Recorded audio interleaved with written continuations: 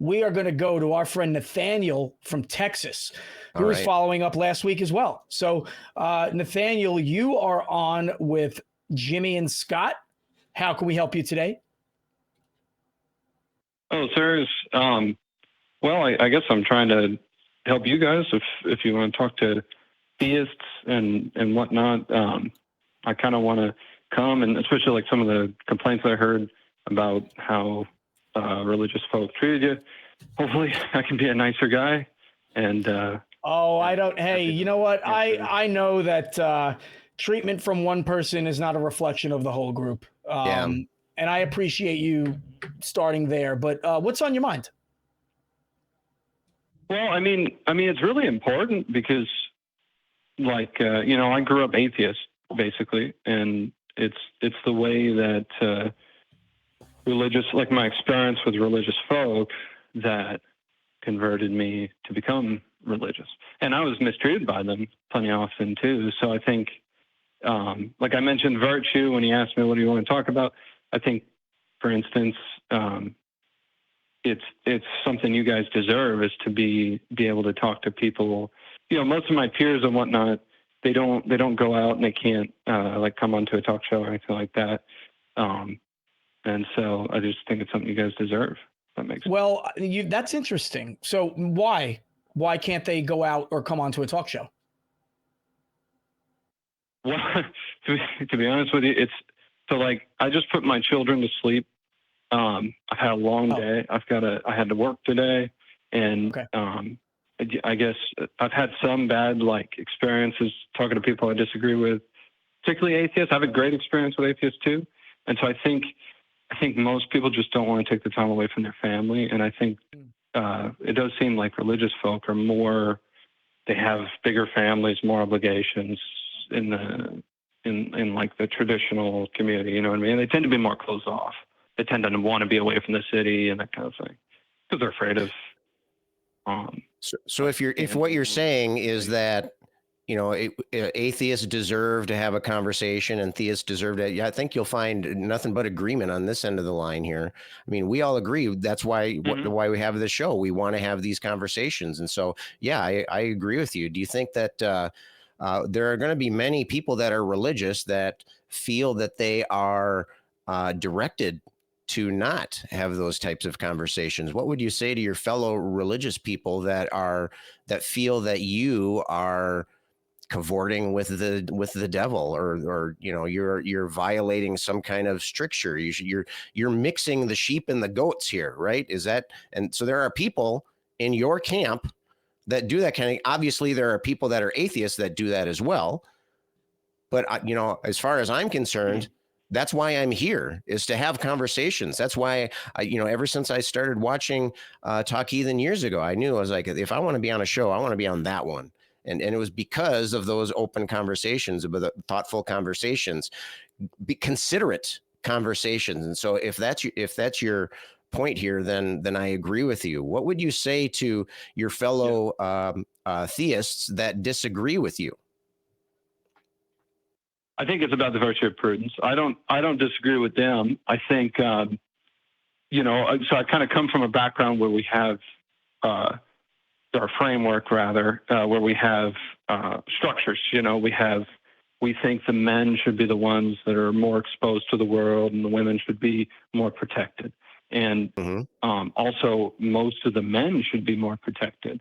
Most of the men are not equipped to deal with difficult conversations. I think in the normal scheme of things, I wouldn't even be the one to go out because I need to just be focused on my family. I think a lot of it has to do with the way the world's set up right now.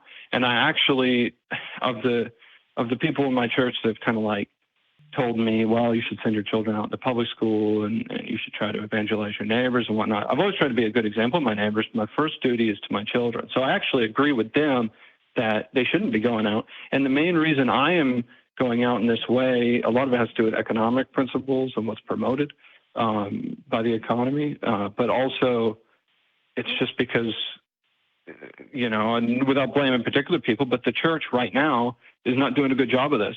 And people have no idea what what my religion even believes. And I can give you an example. And a lot of people are just confused about it, you know? No, hold on. I want to stop you right there, Nathaniel, because there are some things that that you said that almost triggered me a little bit. Okay, so for example, you know, you believe that men should be out and more worldly, and women should be kind of in the house and protected. But what about the women that want to go out and live their own lives and have self-determination? Why do those women? And I'm not saying that you said this, but based on the model of Catholicism, and you are Catholic, based on the model of Catholicism and the rules of Christianity, if you will, that state that, you know, a woman shouldn't talk in church, a woman needs to be obedient to her husband the same way the husband is obedient to Jesus. The way that makes women secondary. Why do women have to be born into a system where they do not have equality with men? Number one, right? So that is a question, and that's not necessarily a question for you, although you could answer that if you want. That is because I don't think that you need me to ask you that to be prepared with an answer for that. I think that is a critique of religion worldwide across many different faiths, and that's not some new piece of information that I'm giving you, or a new request really. But to say that you're going out in the world for economic reasons, okay, but then support a model that doesn't have a woman going out to work is counterproductive. It's contrary, and it's a little bit hypocritical. I did a study when I was doing my master's degree in international relations and diplomacy. You know, my subject matter was on women and their contributions to a country's economic status. It saw that countries that were more religious had women that were less likely to work, and therefore that government's or that country's economy was actually smaller. But when you have countries that are less religious and they've got a greater portion of their workforce comprised of women, they actually have larger economies, particularly per capita, right? So the United States, for example, you know what? I'm actually dumping on you a little bit because I'm not giving you a chance to respond. I want to give you a chance to respond. So what do you have to say so far? I mean, there were different parts of that I kind of like wanted to unpack, but I would say it has to do with what do you value? So like, I don't, cause you were talking about women and I disagreed with you. And then when you made the switch to saying they were secondary and there was a problem in equality, I actually think, and I think that this is exemplified in the Catholic religion with the Blessed Virgin, I think the economy is the lowest of things that you can devote your time to personally. That's what I think. And I think the highest is a pure communion with God. And anybody that is just dedicated to prayer and is living the hidden life is more privileged and in a higher status, hidden life. You know, as far as a hidden life. In a hidden life, a woman does not have self-determination over what she can do. If a woman really wants to go out and drive for NASCAR, or a woman wants to go and be a college professor or a business CEO, your model would tell them you cannot do those things, even though you really want to. And that's the problem with this idea that women have this special role. It's not a role that they got to vote in. How many women have been popes? How many women were at the Council of Nicaea? None of the women did not create this system, yet they're told that they have to abide by it, and they are in fact equal just as long as you stay in the house and don't do anything. I mean, I guess it depends on where you're talking about. Like are you talking about like a government model, or are you talking about a particular? I'm talking about the Christian, the model of Christianity that says that women must obey their husbands. It is, in my opinion, a secondary citizenship, no matter where that Catholic institution is grounded. We could be talking about a different government. We could be talking about a certain diocese. It doesn't matter. If there is a Catholic followership and there is a family or a group of families or a society that is adhering to Catholic instruction, then the women will not be able to seek their own desires, their goals, the things that drive them. Instead, they have to do what men tell them. That's oppressive. So is it it's obedience in general that's the problem? How? Like that, Nathaniel, how are you not seeing the problem with this? Like, if I told you that I have a religion that people from Texas are not allowed to work, they have to pray, and the people from New York will protect them and do all of the economic things, would you agree with that model? I don't know. Well, I don't think that you would. I don't know is obviously it's an incredibly convenient position for you to take. It depends on what you mean by work. Like work for money. Like I'd still probably be like working around the house, digging holes. And I am not talking about working around the house. I have given you, Nathaniel. Okay. All right, let me just take. I'm going to take a step back. You mean working in the economy? That's what I meant. He's pointing out a difference between a submissive and a dominant situation. He's saying that you're not given the opportunity to dictate certain things about your own life. He's saying that under many religious models, certain populations in the community are not given the same freedoms and the same empowerment as other groups are. And you mentioned before that you place obedience to God as a higher standard above that type of freedom and that type of self-empowerment and that type of self-determination. And so part of the reason that we have this show is because that's the flaw that we want to push against. I'm sure you're a nice person. I'm sure that you're considerate. You seem to be considering various things. But if you have this religious concept in your mind that is forcing you to adopt these beliefs that women have these particular roles, that men have these particular roles, etc., that's destructive. History and sociology and archaeology and all kinds of ologies are pointing to the fact that those types of oppressive societies generally flounder, and those societies that encourage equality and individualism and support and that kind of thing can develop better successes in well-being, in health, in happiness, in scientific progress, in sociological progress, all these different areas. When we all work together and treat each other fairly, regardless of these arbitrary distinctions, it's better. It's better, don't you think? I mean, do you see what Jimmy is trying to say? Well, I mean, the thing is like I'm real happy to deal with you. Honestly, like from my framework, from your framework, I think everybody should be submissive and obedient. I think it's a general virtue, and it's distinguished by who you obey, and then it has certain limitations. Wait, so do you get to choose who you obey? Because if that's the case, then that's not obedience. I mean, there are certain things you can do, like for instance, if you're like in a parish with a parish priest that you have a problem with, leaving that parish would, I believe, stop you from being his subject anymore. So that's one example. So when you say obedience is a virtue here, you're saying that obedience to the people that you think we should be obedient to is a virtue. You see the risk there? As far as the people I think the church, the people I think the church wants us to be obedient to. Yeah. So that's your choice. That's you think you agree with the church on that. If you disagreed, you'd be saying something else. Yeah. Definitely. That's definitely. Nathaniel, you said you have a family, right? Correct. All right. You have children? Yeah. Do they play? 2 children. Okay. Do your children play sports or have any kind of hobbies? They're very young. My oldest is 4. Okay. So I mean, I don't know. They do different activities by themselves, I guess.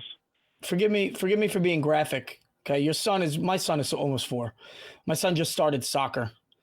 Would you enroll your son? Would you enroll your son or your oldest, excuse me, in a soccer camp where the coaches routinely molest children? No. Okay. Why do you bring your children to Catholic Church? Because my priest doesn't routinely molest children. Oh, okay. I do avoid, but you do agree that in Catholicism, child molestation is a problem, a rampant problem that it has been since its inception. That's the rumor. That is proven by independent Christian groups. All right. There was a study done, and I'm going to look it up. Actually, I'm not going to do it right now, but I'm going to drop the link in this episode's comments. So anybody watching now, and you, Nathaniel, can go back and look at it. Hold on. I'm going to mute you. Just let me say this. Okay, there was a study. All right, let me just hit the mute button real quick because Nathaniel's going to talk over me. So there was a study done between 1950 and 2023 that found that 300 million children, it was either in France or it was in all of Europe, were molested by Catholic clergy members, and those clergy members were relatively not held accountable. In fact, there are multiple instances in which bishops, cardinals, popes, all examples given, knew about this, and instead of holding those clergy members accountable, moved them to different churches, different cathedrals across different countries, because they wouldn't then be subjected to the penal systems and the legal systems of a said country if they were moved to a different country. And so Catholicism, and by the way, throughout history, we have had popes that have had families that have been incredibly wealthy and corrupt and have ordered the genocide and mass murder of Jews and Arabs, you name it. We should show obedience to the people that you think we should be obedient to, and that is this Catholic structure that also requires women to be obedient. That's where we're at. That's where we're at in this phone call. You can probably see why I have such a problem with that. And you are now off mute, and I will give you every opportunity to respond to everything I just said. Yeah, sorry. I'm sorry. I didn't mean to talk over you. When you said I'm going to mute you, I said sorry. So I think maybe there was a delay or something. Okay, fine, fine. Was not. Appreciate it. So I was trying to say I don't disagree with you. I'm just trying to establish that I don't have enough expertise where I would be like ready to like jump in and say, oh, this is a huge problem in the church. Like, why not, though, Nathaniel? I'm sorry. Why don't you have the expertise? Why not? You have children. Okay. I have just told you, and this is not the first time that you have heard this in your life. You have heard it your entire life. Okay. You've heard it your entire life, and yet you have decided to absolve yourself of any responsibility to look into this problem, and you still support the organization.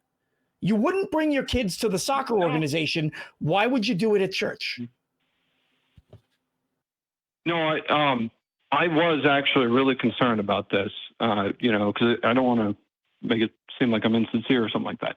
Because I converted to Catholicism like 5 years ago, and when I converted, that was actually a huge concern of mine, and I was very, very, very careful about like which priest I went to. In fact, it was my one requirement before I was Catholic, because I married a Catholic woman, and it was that I would pick the priest. And so it was a concern of mine. And I do think that I have enough expertise to protect my children as much as I can. Like, I've done as much as I can to protect my children from the problem, like on an individual level, the people I interact with. I don't think, like, as far as the church as a whole, which is a massive organization, I don't think like I have the expertise to diagnose or even say that that's a problem. I just know that that's a cop out. I'm sorry. That's a cop out. There's just way too much evidence. I'm really hung up on when you said that's the rumor. Sure. Okay. I think we're seeing some cognitive dissonance happening live in action here, right? Because you're telling us how you're so concerned and how you go through steps and you make sure everything is secure and safe for your kids. And then Jimmy's asking you about a widespread problem in the Catholic Church, which is well documented with tons of evidence, including the fact that the Catholic Church relocates all the priests to new churches whenever things like this happen, or at least often when this happens. Okay. And it reminds me of that scene from A Few Good Men when he says, did you give the order to not, that he wasn't to be harmed? Yeah. Do people follow your orders? People follow my orders, or else people die. Well, then why the need for the order? If they were going to be safe, why the transfer, right? And so if this was not an ongoing endemic problem in the Catholic Church, why the cover-ups? Why relocating the priests? We know that this is an endemic problem to the church. We know that this is happening on a widespread basis. And you, and I'm not saying that you're a bad person because of this, because we all experience cognitive dissonance on some level and in some circumstances. But not you're backpedaling, saying that's the rumor. I'm sorry, I just can't get over that. How do you reconcile that within your own self? On one hand, you're saying I'm safeguarding my own children, and then on the other hand, you're defending the church when all we're saying is that there's this problem. How do you reconcile that? Well, I'm sorry. I'm sorry for the tone I said that in. I can see it's. No, that's fine. And I'm kind of getting heated up too. And I won't take it personal, and I hope that you don't as well. But I want to address that. I want to address that issue. You made that switch. It was a very different tack that you were taking.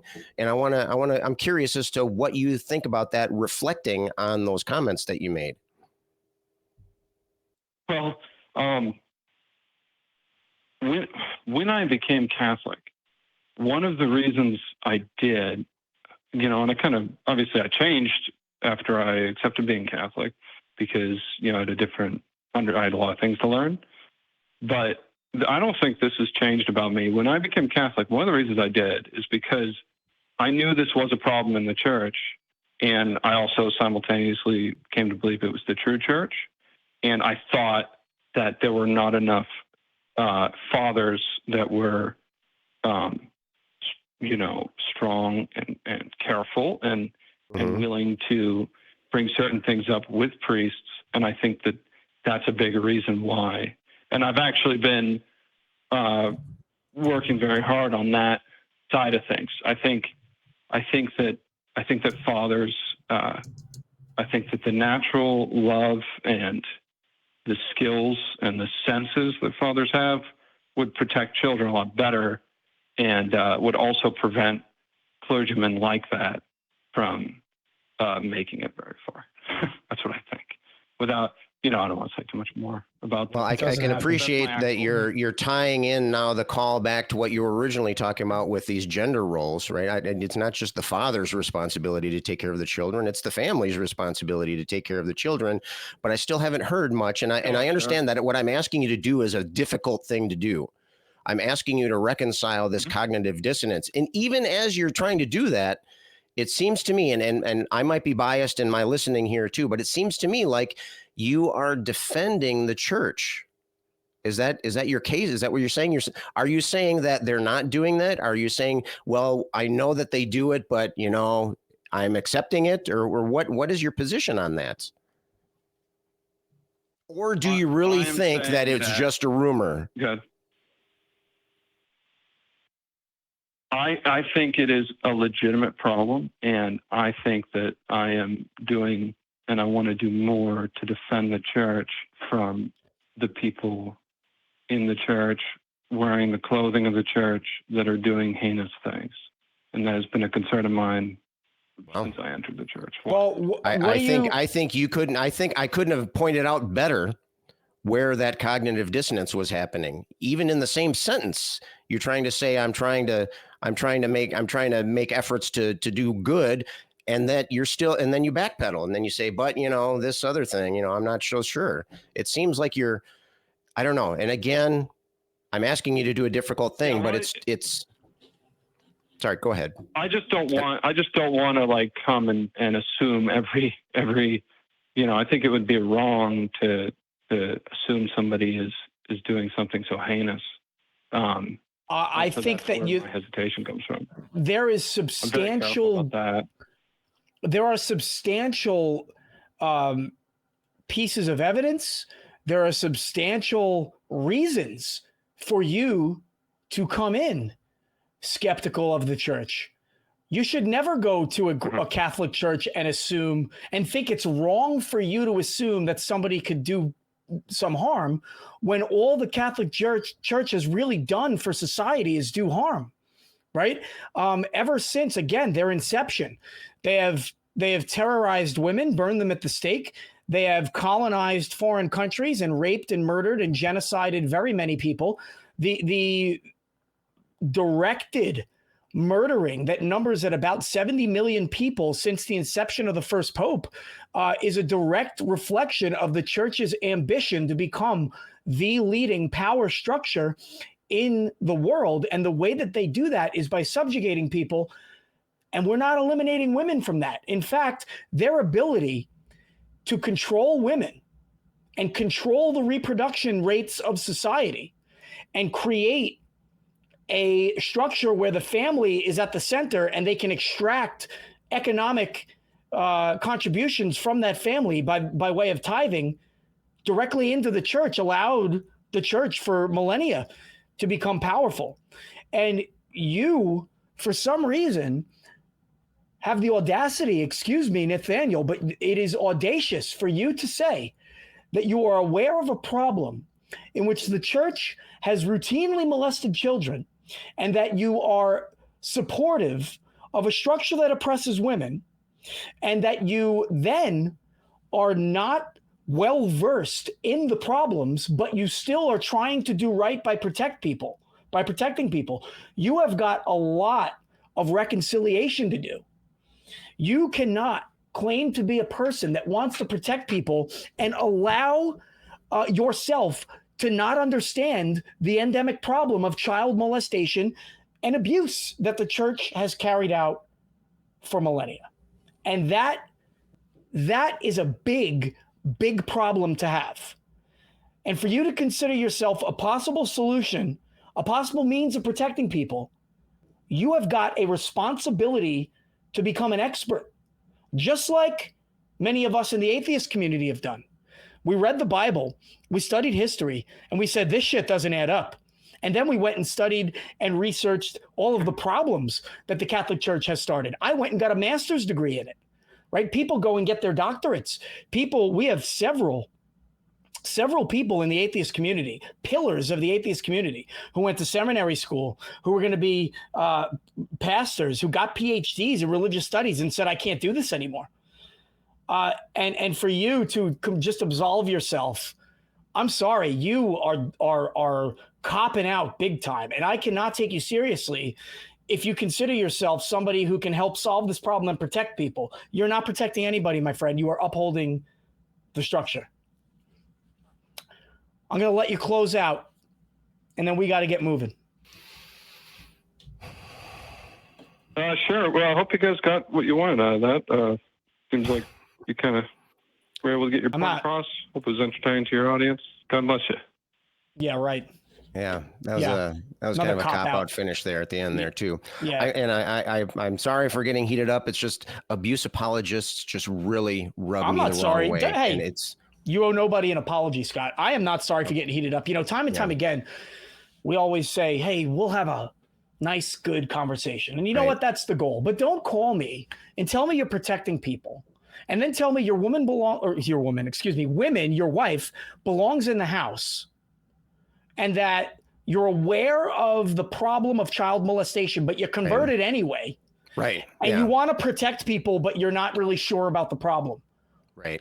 I don't get it. I mean, it was just dripping with the cognitive dissonance right there. I mean, he feels like he's being such a good protective parent.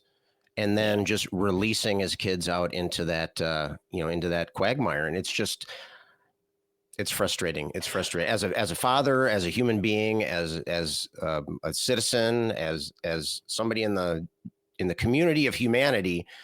It's offensive to me to hear that kind of thing. Offensive indeed.